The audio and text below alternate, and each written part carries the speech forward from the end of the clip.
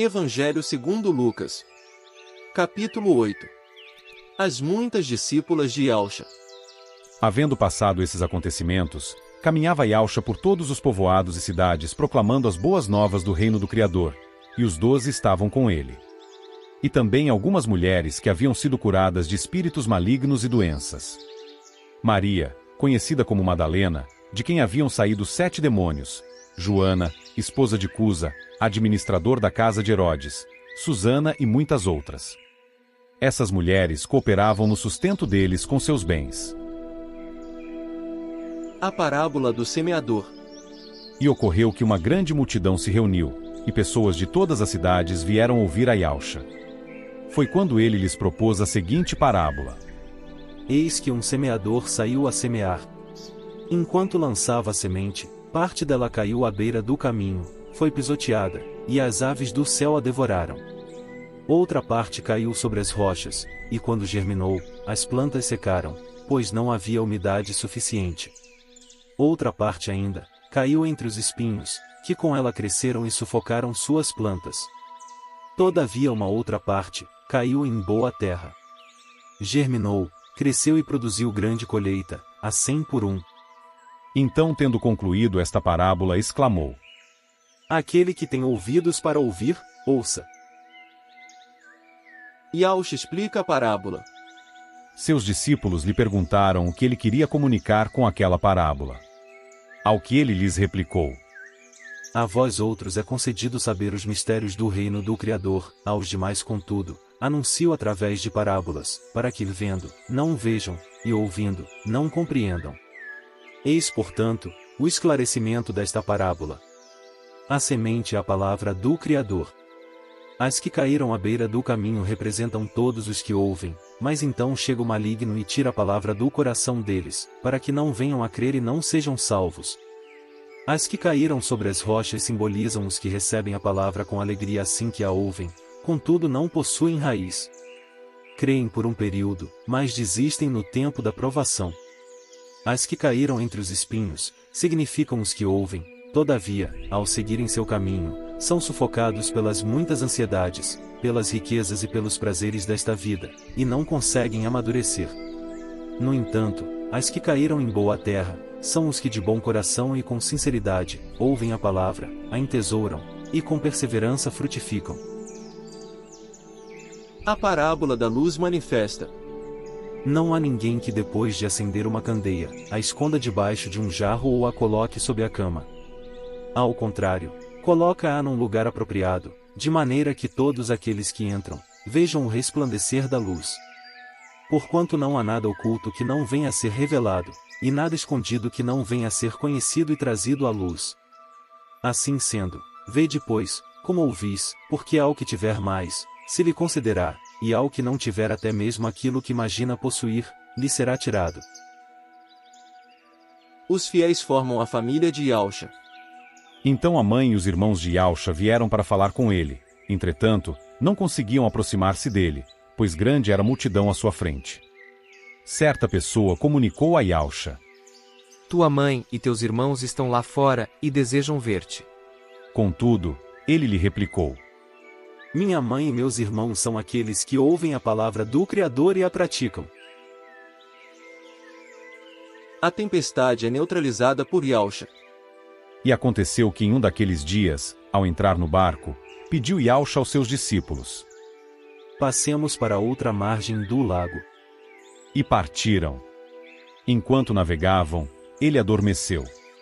E abateu-se sobre o lago uma grande tempestade com fortes ventos, de modo que o barco estava sendo inundado, e eles corriam o risco de naufragar. Então os discípulos correram para acordá-lo, exclamando: Mestre, mestre, estamos a ponto de morrer. Ele se levantou e repreendeu a tempestade e a violência das águas. Tudo então se acalmou e houve perfeita paz. Yalcha, no entanto, dirigiu-se aos seus discípulos e indagou: Onde está a vossa fé? Mas eles, amedrontados e maravilhados, interrogavam uns aos outros: Quem é este que até aos ventos e às ondas dá ordens e eles lhe obedecem? A libertação de um endemoninhado.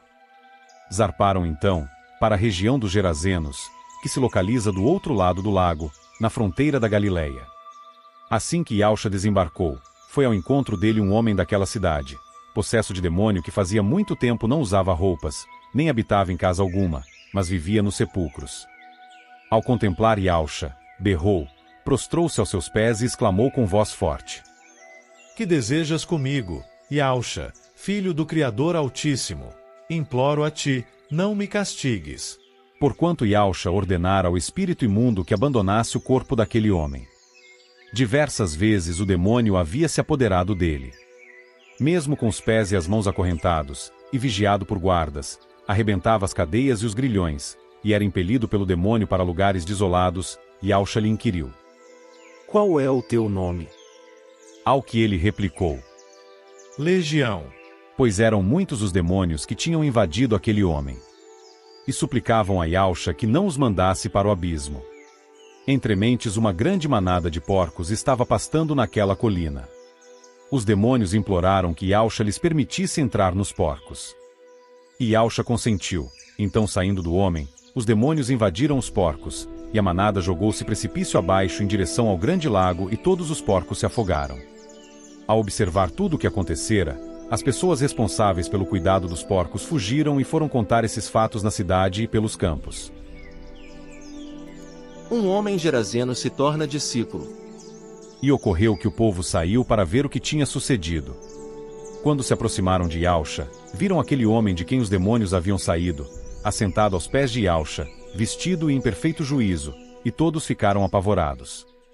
As pessoas que haviam testemunhado todos os fatos, contaram também como fora liberto aquele homem dos muitos demônios que o haviam tomado. Então, todo o povo da região dos Gerazenos rogou a Yalxa para que se retirasse de suas terras, pois estavam aterrorizados. Contudo, o homem de quem haviam sido expulsos os demônios, implorava-lhe que o deixasse ir com ele, mas Yalxa despediu-se, recomendando-lhe: Volta para tua casa e compartilha tudo quanto o Criador fez por ti. E assim o homem partiu, e anunciou na cidade inteira todas as obras que Yalxa havia realizado em sua vida. A súplica do dirigente da sinagoga. Assim que Yalxa regressou, a multidão o recebeu com grande júbilo, pois todos o estavam aguardando com ansiedade.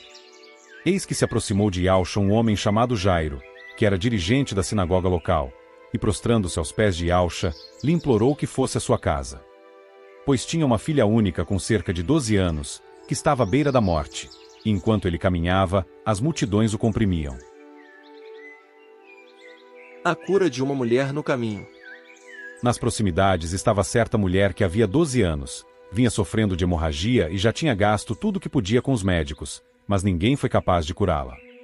Ela conseguiu se aproximar de Yalxa, por trás, e tocou na borda de seu manto, quando no mesmo instante se lhe cessou completamente a hemorragia, ao que Yalxa indagou: Quem tocou em mim?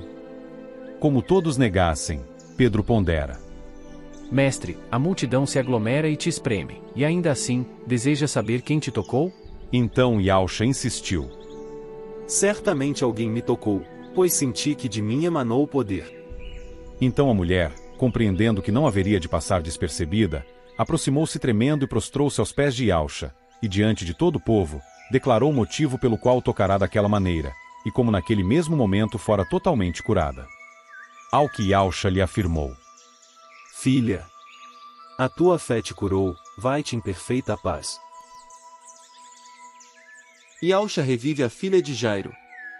Falava ele ainda, quando chegou uma pessoa da casa do dirigente da sinagoga, informando: Tua filha já está morta. Não adianta mais incomodar o mestre. Ao ouvir tais notícias, Yalxa declarou a Jairo: Não temas, tão somente crê, e ela será salva. Assim que chegou à casa de Jairo, não permitiu que ninguém entrasse com ele, a não ser Pedro, João, Tiago, bem como o pai e a mãe da menina.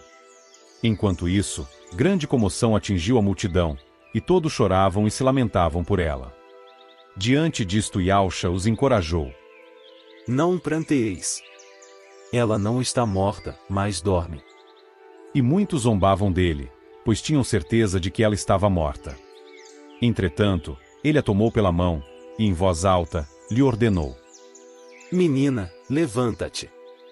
Imediatamente o espírito dela retornou, e no mesmo momento ela se levantou, e ele mandou que lhe dessem algo para comer. Os pais da menina ficaram maravilhados. Contudo, Yausha lhes ordenou que não contassem a ninguém o que se passara ali. Amados do Criador, nesta parte das Escrituras, exploramos o ministério de Yausha durante seu segundo percurso pela Galileia, após passar um tempo em Cafarnaum. Neste período, ele se concentra em ensinar nas sinagogas e em diversas cidades, com foco especial nas mulheres que apoiavam seu ministério, como Maria Madalena. Yausha utiliza parábolas e metáforas para ensinar verdades profundas sobre o reino, filtrando aqueles realmente interessados em seguirem suas lições, não apenas buscando curas. Entre as parábolas destacadas está a do semeador, Mateus 13, versos do 1 ao 23, e também Marcos 4, versos do 1 ao 20, que enfatiza que a colheita depende da qualidade do terreno, ou seja, da disposição do coração em ouvir e praticar a palavra do Criador. As outras parábolas são a do grão de mostarda, Lucas 13 verso 19, em Mateus 13 versos 31 e 32, e em Marcos 4, versos do 30 ao 32. E da vinha, Lucas 20, versos do 9 ao 19, Mateus 21, versos do 33 ao 46, e também Marcos 12, versos do 1 ao 12. A mensagem de Yausha é muitas vezes vista como um mistério, especialmente para aqueles que não estão abertos para receber sua verdade. A realidade da resistência de alguns a essa mensagem é reconhecida por ele, mostrando que a falta de entendimento se torna um obstáculo ao verdadeiro conhecimento. Dependemos da misericórdia do Criador para recebermos a correta e clara revelação da verdade, Marcos 4, verso 11, em Efésios 3, versos 2 ao 5, e também em 1 Pedro 1, versos 10 ao 12. Esse capítulo também discute a importância da prática da palavra em nossas vidas, enfatizando que a fé precisa ser ativa e cultivar frutos visíveis. Apesar de algumas controvérsias sobre seus parentes, a verdadeira filiação espiritual é exaltada, mostrando que todos os crentes são considerados irmãos no Machia. Retrata também o episódio em que Yausha encontra dois endemoninhados, enfatizando seu poder sobre as forças malignas e destacando a transformação que ele traz, em contraste com a opressão coletiva sob a legião de demônios. Quando um dos endemoniados é perguntado o nome, o mesmo responde, legião, palavra usada para identificar uma corporação romana com até 6.000 soldados. Yausha teve a resposta do chefe de uma multidão de demônios que havia tomado o corpo daquela pessoa, numa demonstração clara de posse e comando daquela vida, cuja própria identidade havia sido confiscada. Eles imploram para não serem mandados para o abismo, mas por que esse medo? Abismo é um lugar de confinamento para demônios e espíritos incrédulos, conforme descrito no Apocalipse 9, verso 1, e também Apocalipse 20, verso 3. A narrativa destaca o desejo de Satanás de controlar a vida humana, uma luta que persiste até os dias de hoje. A criação de porcos era proibida para os israelitas. A região da Decápolis, predominantemente gentil, nos apresenta uma situação onde os porcos endemoniados preferiram se atirar ao mar, e a palavra mar em Apocalipse 17 versos 15, representa povos, multidões, nações e línguas, refletindo simbolicamente o juízo final. E conhecemos uma mulher doente, de fluxo de sangue que há 12 anos, viveu em isolamento e dor. Yausha não apenas a cura, mas também a restaura ao convívio social, chamando-a de filha, um gesto de ternura no seu ministério. Sua fé não somente a curou, mas também lhe proporcionou paz. Jairo, o responsável pela sinagoga, compartilha uma história paralela que toca em nossos maiores medos, o tempo e a morte. Aparentemente, a demora de Yausha levou à morte de sua filha, mas, para Yausha, a morte é apenas um estado de descanso temporário. Ele revela a verdade sobre a vida após a morte e a ressurreição, prometendo que aqueles que creem nele não enfrentarão um destino de banimento eterno, mas a esperança de uma vida plena. Lembrem-se que Yausha deseja uma relação genuína com as pessoas, não uma simples busca por benefícios terrenos. O Criador anseia por amigos leais, que se relacionem com ele em adoração, resultando em glória e comunhão eternas. Amados do Criador, continue acompanhando-nos nesse caminho de descoberta, fé e restauração. Conheça como as lições de Yausha impactam nossas vidas hoje e como ele continua a chamar para a liberdade e a eternidade. Que o Criador abençoe a todos em nome do Machia Yausha. Que assim seja.